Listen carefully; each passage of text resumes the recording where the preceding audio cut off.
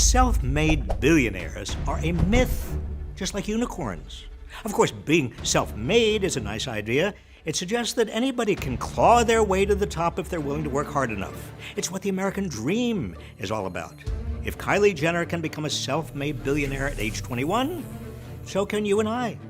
Even as wages stay stagnant and wealth inequality grows, it's a comfort to think that we're all simply one cosmetics company and some elbow grease away from fortune. Unfortunately, a nice idea is all it is. The origins of self-made billionaires are often depicted as a rags to riches, rise to the top fueled by nothing but personal grit and the courage to take risks, like dropping out of college or starting a business in a garage. But in reality, the origins of many billionaires aren't so humble. They're more like riches to even more riches stories, rooted in upper middle class upbringings.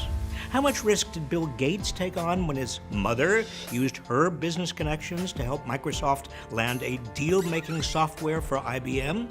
Elon Musk came from a family that reportedly owned shares in an emerald mine in Africa. Jeff Bezos' garage-based start was funded by a $250,000 investment from his parents. If your safety net to joining the billionaire class is remaining upper class, that's not pulling yourself up by your bootstraps, nor is failing to pay your fair share of taxes along the way. Along with Musk and Bezos, Michael Bloomberg, George Soros, and Carl Icahn have all gotten away with paying 0 federal income taxes some years.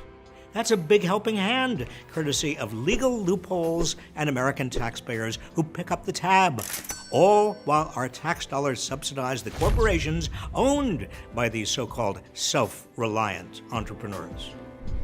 Did you get a thank you card from any of them? I sure as hell didn't. Other common ways that billionaires build their coffers off the backs of others include paying garbage wages and subjecting workers to abusive labor conditions.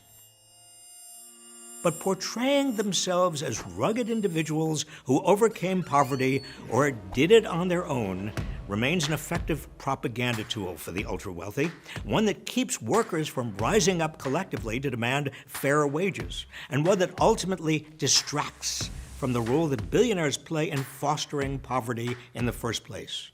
Billionaires say their success proves they can spend money more wisely and efficiently than the government. Yet they have no problem with government spending when it comes to receiving corporate subsidies. When arguing for even more tax breaks, they claim each dollar the government takes from them is a dollar less for their critical role in expanding prosperity for all Americans through job creation and philanthropy. Well, that's rubbish. 50 years of tax cuts for the wealthy have failed to trickle down. As a result of Trump's tax cuts, 2018 saw the 400 richest American families pay a lower tax rate than the middle class. And U.S. billionaire wealth grew by $2 trillion during the first 2 years of a pandemic that was economically catastrophic for just about everybody else. They want to have their cake and everyone else's cake and eat it too.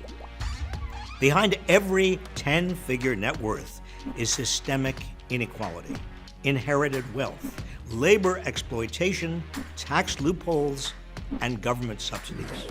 To claim these fortunes are self-made is to perpetuate a myth that blames the wealth gap on the choices of everyday Americans. Billionaires are not made by rugged individuals. They're made by policy failures and a system that rewards wealth over work. Know the truth.